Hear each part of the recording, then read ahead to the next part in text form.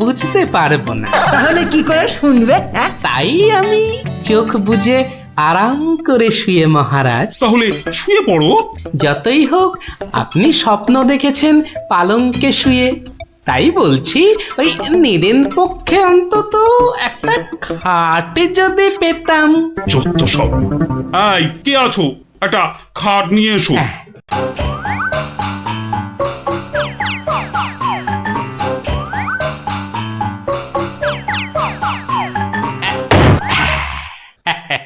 এই তো, এইবার একটু আরাম করে শুই। এইবার বলুন মহারাজ।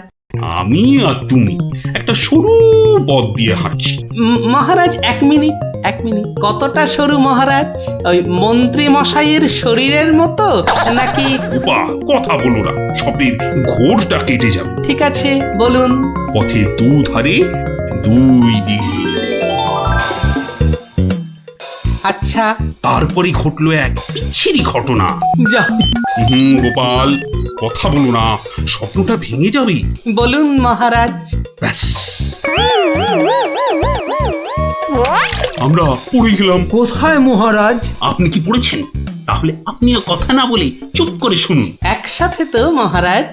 না না, তুমি একটা দিঘিতে আর আমি অন্যটাতে।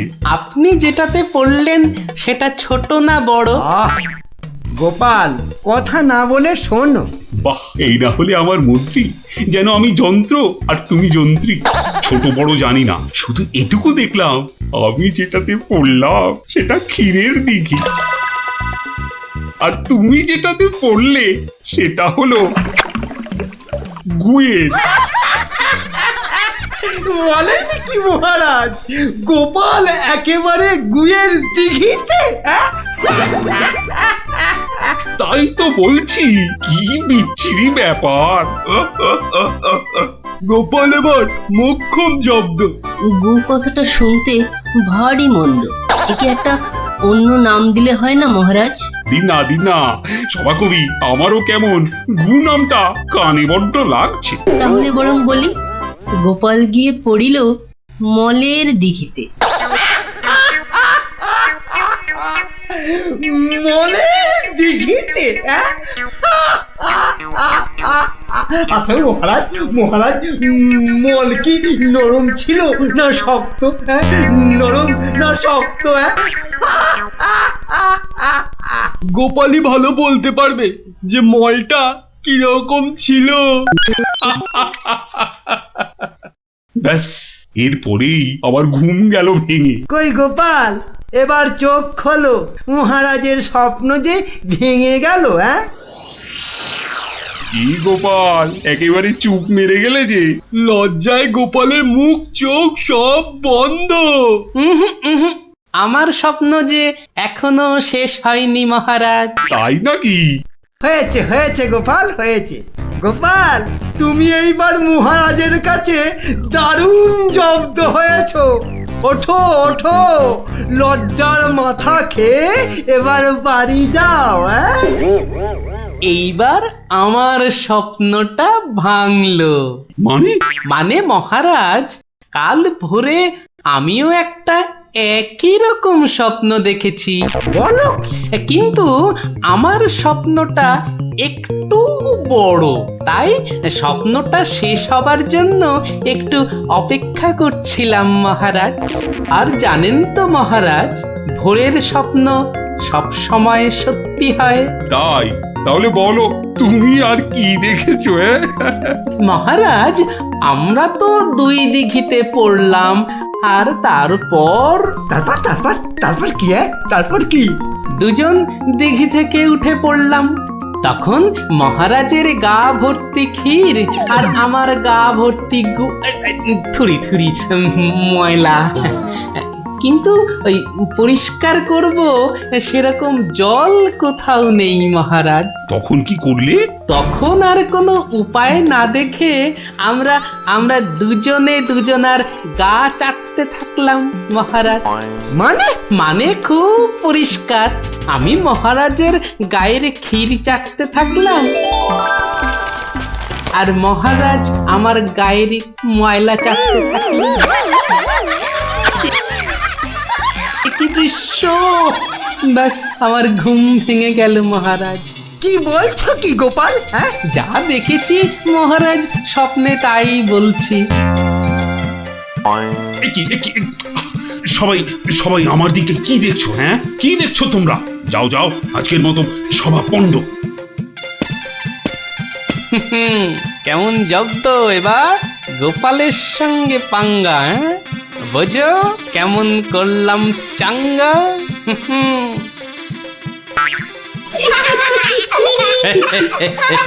এই জন্য বলি, করতে গেলে ফাইট হতে হবে টাইট, বুঝলি? সত্যি গোপাল দাদু, তোমার জবাব নেই। আর একটা হবে নাকি দাদু? দিনে একটাই গল্প যথেষ্ট, আর নয়। তাই তো বলি গোপাল দাদু, আর তার গল্প শুনতে হবে অল্প স্বল্প। এই তো আমার গল্প শুনে শুনে দেখছি তোদেরও বুদ্ধিও খোলতাই হচ্ছে।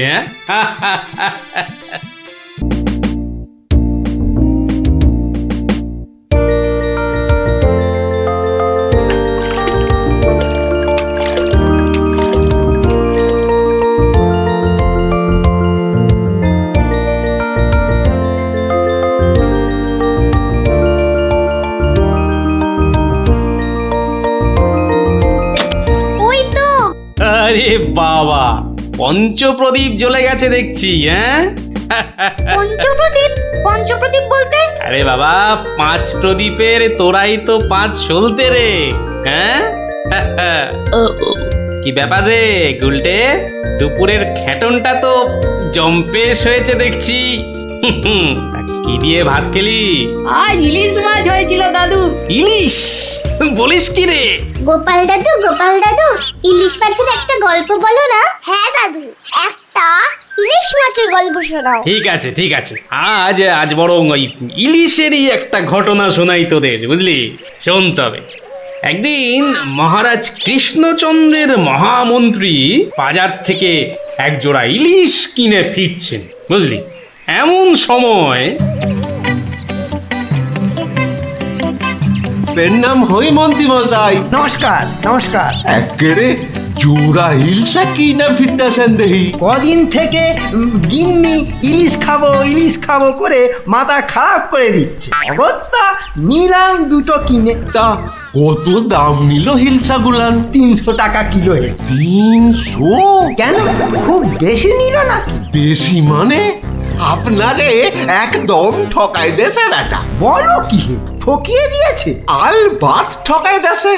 কালই তো ওই হোতল বাবু 200 টাকা কেজি দরে লইয়া আইলেন। মাত্র 200 টাকা করে? তবে আর বলতেছি কেনে, তোমার ফদলবাবু যে মাছটা কিনেছিল সেটা বোধহয় গঙ্গার ইলিশ, বুঝেছ? আর এগুলো হচ্ছে পাকা পদ্মার। আর কয়েন না মন্ত্রী মশাই, আপনার কথা শুই না ঘোড়াও হাসবা। এই নবদ্বীপে পদ্মা আসছে কোথায় কম দেখি। সে পদ্মা হলো গে আমাগো দেশে, মানে বাংলাদেশে। বেটা গোমুখদের কি করে বোঝাই? হ্যাঁ, ঠিক আছে বাবু, ঠিক আছে। আমার পয়সা আমি ঠকেছি, ব্যাস। তোমাদের কি? হ্যাঁ, আমি চলি।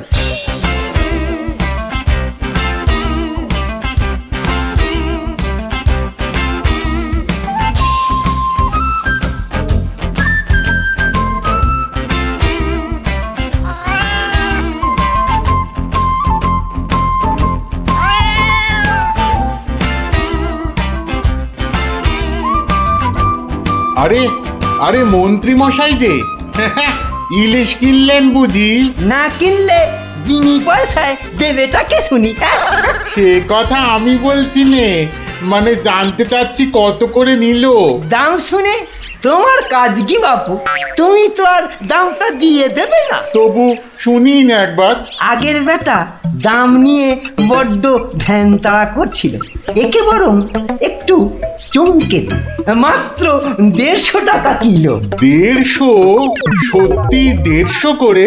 তবে আর বলছি কি হে, সস্তায় হয়েছে, কি বলো? খুবই সস্তায় পেয়ে গেছেন। অনেক দিন ওই মাছটার স্বাদ পাইনি। আপনি যদি কর্তা মারে বলে না না বেশি নয়, এই 2-1 পিস যদি পাঠিয়ে দেন। এবারটা দেখছি এক কাটি বাড়া। কিছু বললে নাকি? হ্যাঁ না না, বলছিলাম কি কর্তা মারে বলে যদি। বলবো বলবো, কথা মারে নিশ্চয়ই বলবো, নিশ্চয়ই বলবো। ধন্যবাদ। এ তো দেখি ইলিশ কিনে মহা ঝামেলা হলো। সকলেই দাম জানতে চায়। আরে বাবা, বাজারে গিয়ে দাম করলেই তো লাটা চুকে যায়। যত সব। আরে মন্ত্রী মশাই যে ইলিশ কিনে ফিরছেন বুঝি? আরো একজন হাতে ইলিশ দেখেও জিজ্ঞাসা করা চাই, ইলিশ কিনে ফিরছেন বুঝি?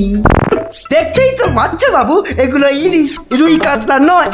তা সস্তায় পেয়ে নিয়ে এলাম দুটো। বস্তায়? বলেন কি, বস্তায় করে ইলিশ মাছ বিকোচ্ছে নাকি? কোথায়? এ তো দেখি বদ্ধ কালা। বস্তা নয়, বস্তা নয়, সস্তা সস্তা, মানে কম দাম, বুঝেছো? ও, সস্তায় পেয়ে গেলেন? তা বলবেন তো। তা এমন চেঁচাচ্ছেন কেন? আমি কি কালা নাকি? যাকে যাকে ওসব কথা। সস্তা বলতে কত সস্তা মন্ত্রী মশাই? মানে ঠিক কত করে নিল? একদম জলের দরে। ফলের দরে ইলিশ মাছ? সস্তাই বটে, সস্তা, ঠিক বলেছেন। তা কবে হচ্ছে ইলিশের ভোজ? আমার শ্রাদ্ধে। আজ রাতে?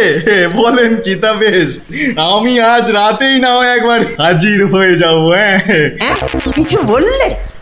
পিছু পিছু চলতে পারলে তো ভালোই হতো। তবে তবে একটা জরুরি কাজ আছে কিনা? এ তো দেখছি মহা ফ্যাসাদ। পেশাদ? আগে আপনাদের পেশাদ পাওয়া তো ভাগ্যের ব্যাপার। এখন তবে যাই মন্ত্রী মশাই, কি বলেন? যাই তবে।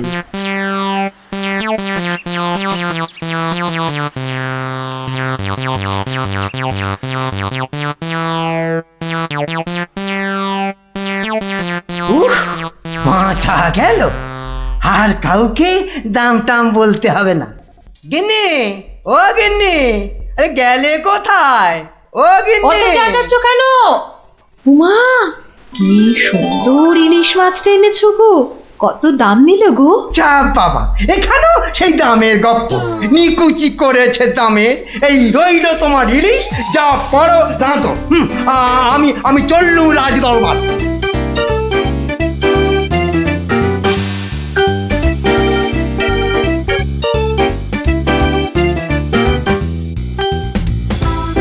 কি ব্যাপার মন্ত্রী, আজ এত দেরি হলো যে? একটু বাজারের দিকে গিয়েছিলাম। সে কি মন্ত্রী, মাইনে দেবার ভয়ে বাড়ির কাজের লোককে তাড়িয়ে দিয়েছেন নাকি? না মহারাজ, তা নয়। তবে কিনা। তবে তবে কি মন্ত্রী?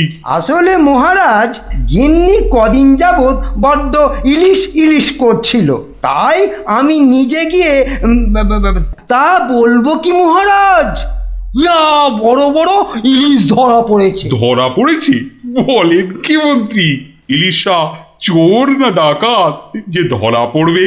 আগে ধরা পড়েছে মানে জেলেদের জালে উঠেছে। ভাই বলুন। সত্যি মহারাজ, এমন ইলিশ আমি বাপির জন্মে দেখিনি। আহা, আহা, কি তার সাইজ, কি তার চেকনাই, চোখে দেখলে মনটা একেবারে জুড়িয়ে যায় মহারাজ। চোখে দেখার বদলে চেখে দেখাটাই বোধ হয় বুদ্ধিমানের কাজ। যাক, তা মন্ত্রী মশাই, আপনি কি আমার মন্ত্রিত্ব ছেড়ে ইলিশ মাছের ব্যবসা শুরু করবেন নাকি? এ কথা কেন বলছেন মহারাজ? বলছি কি আর সাধে মন্ত্রী, আপনি যেভাবে এই ইলিশ ইলিশ করে খেপে উঠেছেন তাতে কোনো কিছুই অসম্ভব নয়। ঠিক তা নয় মহারাজ, আসলে এটা ইলিশের মরশুম কিনা, যেখানেই যান শুধুই ইলিশ, শুধুই ইলিশের গল্প। আসলে এটা যে ইলিশের মরশুম সেটা না একেবারেই ভুলে গিয়েছিল। আপনি ঠিকই বলেছেন। এই সময়ে ইলিশের গল্প বন্ধ করা প্রায় অসম্ভব। তোরা যে যা বলিস ভাই, আমার শুধুই ইলিশ চাই। সকালে চাই, দুপুরে চাই, রাতেও ইলিশ চাই। আমার শুধুই ইলিশ চাই। মহারাজ, ইলিশ কিনে ফেরার পথে কত লোক যে দাম জিজ্ঞাসা করেছে, কি বলবো মহারাজ। তা আমার দরবার থেকে বাজারের দূরত্ব কত মহামন্ত্রী? প্রায় মিনিট 10 রাস্তা। 10 মিনিট? আচ্ছা গোপাল, ইলিশ হাতে এই 10 মিনিটের পথ কি তুমি আসতে পারবে, যাতে কেউ দাম জানতে না চায়? মহারাজ, এটা এমন কি কঠিন কাজ মহারাজ? বেশ বেশ, তুমি যদি বাজার থেকে একটা এই বড় সড়ো ইলিশ মাছ হাতে নিয়ে প্রকাশ্য রাজপথ দিয়ে আমার দরবারে উপস্থিত হতে পারো, এবং যদি কেউ তোমাকে ইলিশ মাছের দাম জিজ্ঞাসা না করে, তাহলে তোমাকে আমি 500 টাকা পুরস্কার দেবো। কি তুমি রাজি তো? আমি রাজি মহারাজ। কিন্তু ভুল করেও কেউ যদি ইলিশের দাম জিজ্ঞাসা করে, তাহলে কিন্তু বুঝতেই পারছ, তোমার ওই 500 টাকা জরিমানা দিতে হবে। আর এটাই আমার শর্ত। আপনার শর্ত শিরোধার্য মহারাজ। আজ নির্ঘাত তুমি ঠকবে গোপাল, নির্ঘাত ঠকবে। পুরস্কার পাওয়া তো দূরের কথা, তুমি বরং জরিমানার 500 টাকা ট্যাঁকে গুজে মাছ কিনতে যাও। সে দেখা যাবে মন্ত্রী মশাই। তাহলে আমাকে মাছের দামটা দিন মহারাজ। ধন্যবাদ। এবার আমাকে তবে আসতে আজ্ঞা দিন মহারাজ। ঠিক আছে গোপাল, তাহলে শুভস্য শীঘ্রম। তুমি এখনই রওনা হয়ে যাও। আজ্ঞে মহারাজ, এই গেলুম আর এই এলুম। তোরা যে যা বলিস ভাই, আমার শুধুই ইলিশ চাই। সকালে চাই, দুপুরে চাই, রাতেও ইলিশ চাই। আমার শুধুই ইলিশ চাই। মন্ত্রী, বলতে আজ্ঞা হোক মহারাজ। আপনি আপনার বিশ্বস্ত কোনো লোককে পাঠান, যে গোপালকে অনুসরণ করবে আর রাজপথে যা যা ঘটেছে তার বর্ণনা দেবে। কিন্তু সাবধান, গোপাল যেন ঘুণাক্ষরেও কিছু টের না পায়। আপনি নিশ্চিন্তে থাকুন মহারাজ, আমি আমার সবচেয়ে বিশ্বস্ত অনুচরকে পাঠাচ্ছি। ফিরে এসে ও সবিস্তারে আপনাকে সব জানাবে। বেটা ভাঁড়ের সব জারি জুরি আজই খতম হবে। ঠিক আছে, আমি তাহলে এখন একটু বিশ্রামে যাচ্ছি, আপনারাও আসুন।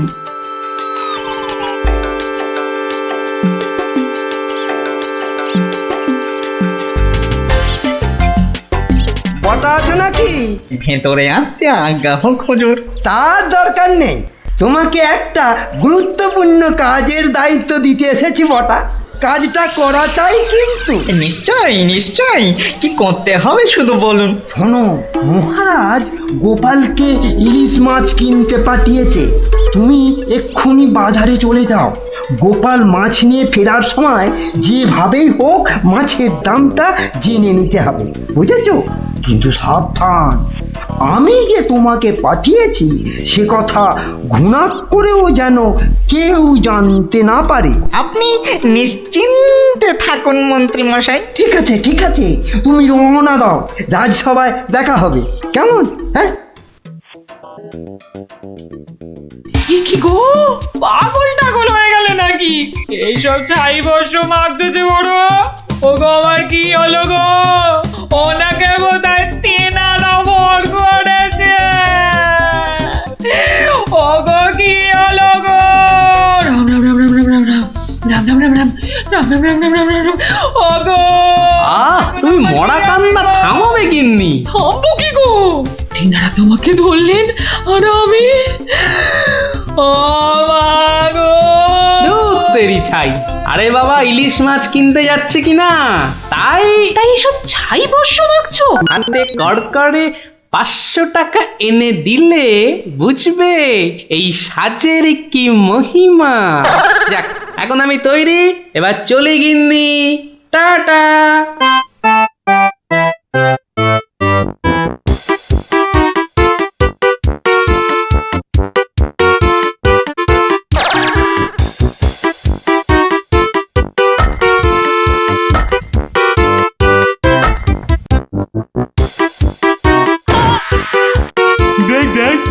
লোকটা দিগম্বর। পাগলটাকে তো আগে কখনো দেখিনি। কিন্তু আমার যেন কেমন চেনা চেনা লাগছে। তা তো লাগবেই, কাঁচি থেকে ফিরলি কি না? আহা আহা ইলিশ মাছ দেখছি, তা কত? ধরেছি জাহাপনা, আসল অপরাধীকে পাকড়াও করেছি। এই চুপ করে দাঁড়িয়ে থাক, আমি নিজে তোর শাস্তি দেব। কি ব্যাটা সত্যি সত্যি পাগল হয়ে গেল নাকি? বলা যায় না, ইটটা যদি সত্যি সত্যি ছুঁড়ে দেয়। কাজ নেই আর দাম জানায়। চাচা আপন প্রাণ বাঁচা। ওরে বাবা!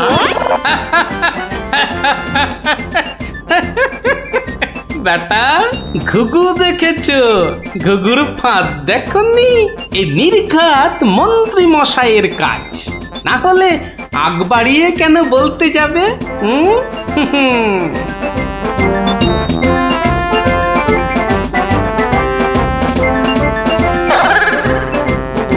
গোপাল, সে কি তোমার এই অবস্থা কেন?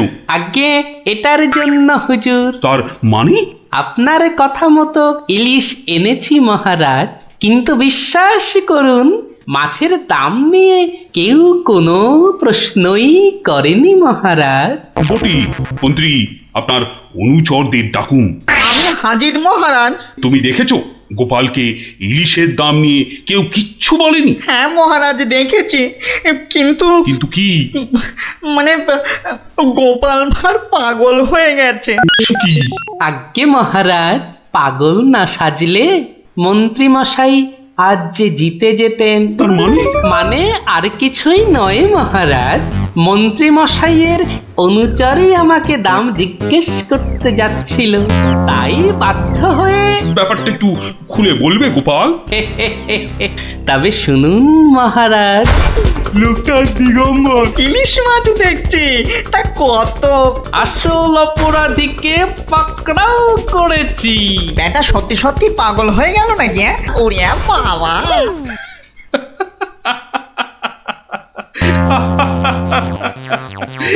কি মন্ত্রী মশাই, গোপালের সঙ্গে আর লাগবে?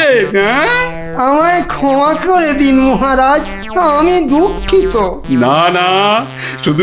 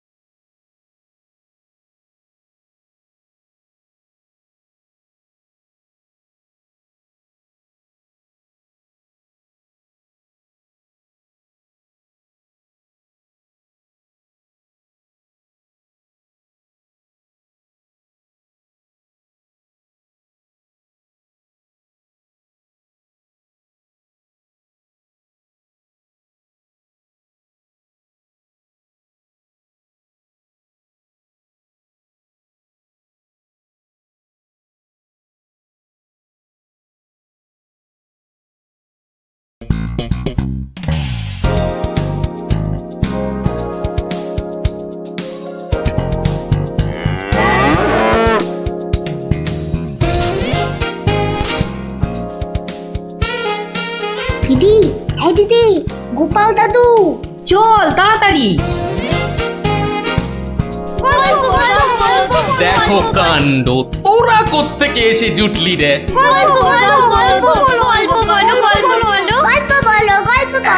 এই দেখো দেখো, আস্তে আস্তে আস্তে। আরে ধুতি খুলে যাবে রে, ধুতি খুলে যাবে। দাঁড়া দাঁড়া, ওরে রে, আমি এখন রাজসভায় যাচ্ছি, পরে এসে তোদের গল্প বলবো। এই দেখো, গল্প না বললে আমরা তোমাকে রাজসভায় যেতেই দেব না। ঠিক ঠিক, গল্প বলো, গল্প বলো। আচ্ছা আচ্ছা আচ্ছা, বেশ, চল ওই গাছতলাটায় গিয়ে বসি। হ্যাঁ, আয় আয় আয়। নাও এবার শুরু করো। শোন তো, তোরা তো ওই মুর্শিদাবাদের নবাবের কথা শুনেছিস? হ্যাঁ, এক ভীষণ খামখেয়ালি লোক, বুঝলি। হঠাৎ হঠাৎ তার মাথায় অদ্ভুত সব খেয়াল চাপে। আর তার জন্য মাথা খারাপ হয়ে যায় আমাদের মহারাজ ওই কৃষ্ণচন্দ্রের। তো সেবার হলো কি,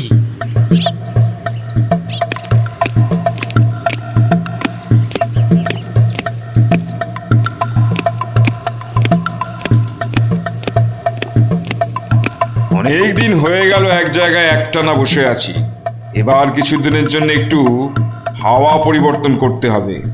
হুজির, জি আগে হুজুর, আমাকে কিছু বলবেন? মুর্শিদাবাদে অনেক দিন হলো পড়ে আছি, এবার আমি বেড়াতে বেরোবো, তার সাথে একটু শিকার করলে মন্দ হয় না। তুমি আমার যাওয়ার আয়োজন করো। আপনি কোথায় যাবার জন্য ইচ্ছা প্রকাশ করেন জাহাপানা? কাছাকাছি এমন কোথাও যেখানকার পরিবেশ চোস্ত হবে আর শিকারেরও বন্দোবস্ত করা যেতে পারে, এমন কোন জায়গা হদিশ আছে তোমার কাছে? এমন একটা জায়গা আছে বটে, আর সেটা আপনার পরিচিত জায়গা। আমার পরিচিত জায়গা? কোন সে জায়গা? কেন হুজুর, আপনি মহারাজ কৃষ্ণচন্দ্রের কথা ভুলে গেলেন? কৃষ্ণচন্দ্র? হ্যাঁ হ্যাঁ, তিনি তো আপনাকে বারবারই সেখানে যেতে বলেছেন। ওখানকার পরিবেশও অত্যন্ত ভালো, আর কাছে পিঠে বন জঙ্গলও আছে। আপনার মনোবাসনা সেখানে সহজেই পূরণ হবে হুজুর। ঠিক বলেছো হুজি, ঠিক বলেছো। তুমি এখনই কৃষ্ণচন্দ্রকে সংবাদ পাঠিয়ে দাও যে আমি ওর রাজ্যে কিছুদিনের মধ্যেই ছাউনি ফেলবো। তিনি যেন আমাকে অভ্যর্থনা করার জন্য প্রস্তুত থাকেন। যাও।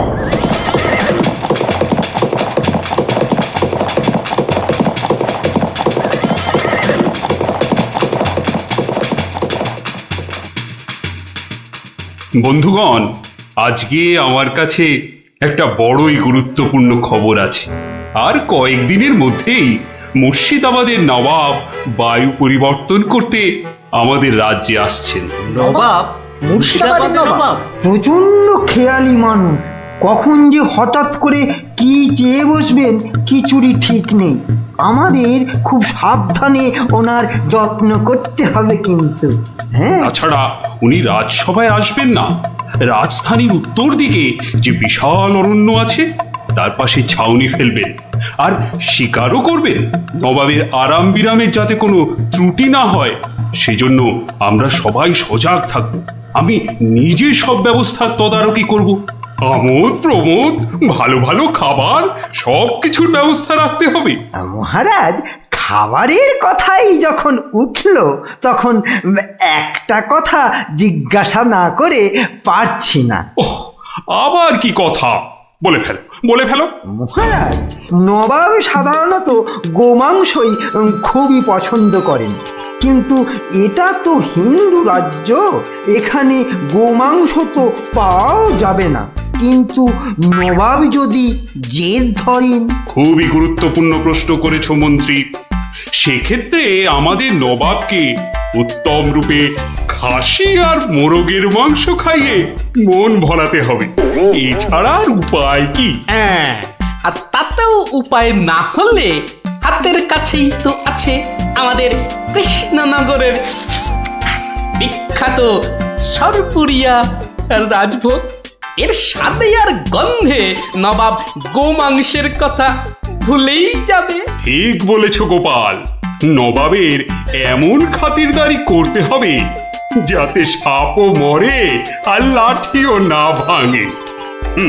তাহলে আপনারা এবার তৈরি হয়ে নিন, আজ থেকেই কাজে লেগে পড়ুন, আর একদম সময় নষ্ট নয়।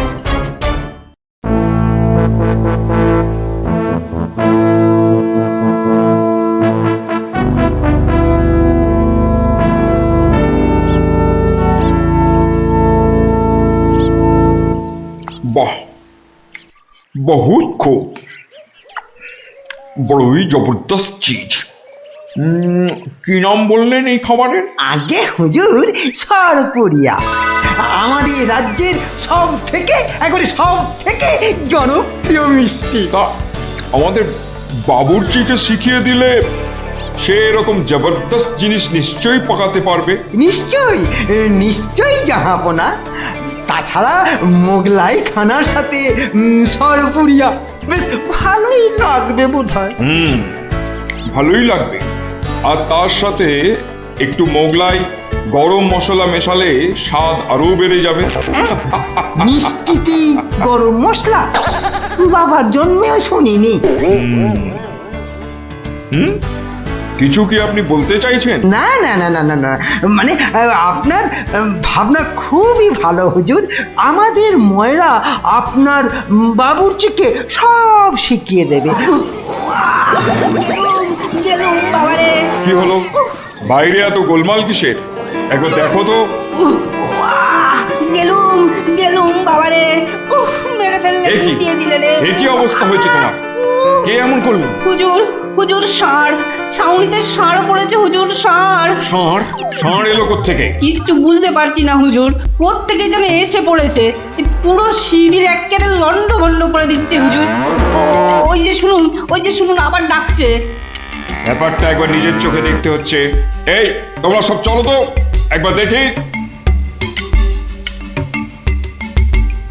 কোথায় কোথায় সেই বেয়াদব? আজকে আমি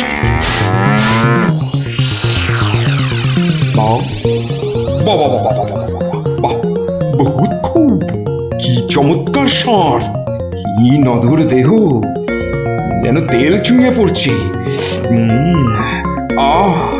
একবারে জবরদস্ত গোস্ত। হুজুর আমরা সবাই মিলে এখনই ওটাকে তাড়িয়ে দিচ্ছি।